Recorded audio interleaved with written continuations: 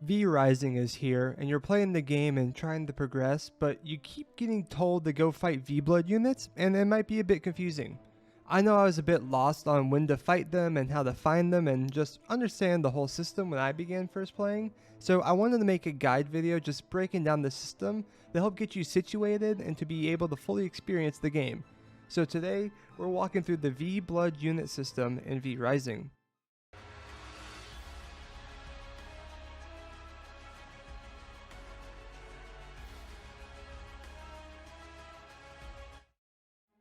V-Blood units are basically the bosses of V Rising, super strong opponents you have to take down to progress in the game.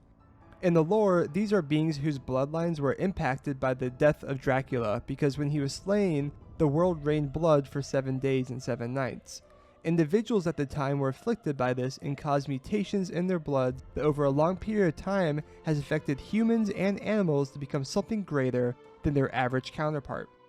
In terms of game mechanics, these are bosses you defeat as you level in the game that when you do so, you'll unlock more magical abilities to use and recipes/stations to craft. On that note, these are what they give. As you can see here, all these abilities were gained from defeating V-Blood units. I won't show later game ones to avoid some spoilers for you, but off of these first few you can see various abilities I unlocked and stations I gained. For instance, Keely the Frost Archer gave me the ability to Frostbat, as well as the Tannery and be able to create the Traveler's Wrap, Empty Canteen, and Leather. While Rufus the Foreman gave me the ability of Blood Rage and the rest of these recipes and structures as you can see.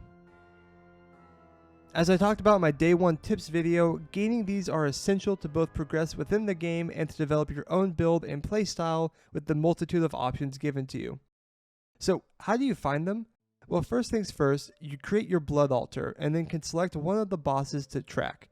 I recommend if you're at a level to do so, have one person in your clan track a separate V-Blood unit and go hunting down multiple at a time if you can.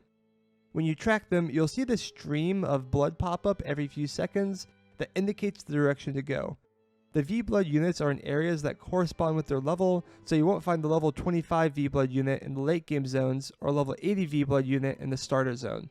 So keep that in mind when you're tracking them on where they could be. A general tip I have is if you have waypoints unlocked, go ahead and TP around and hone in a more accurate direction on where they are if you're truly lost. Another tip for finding them is that they will be in one of 2 types of areas, a patrol route or a permanent location. Some V-Blood units have an area of interest on the map that they will reside in and always be in. For instance, Pelora the Feywalker will always reside over here in the Gleaming Meadows. The other option would be a patrol route. This means they'll be on one of the main pathways you see on the map and patrolling the roads.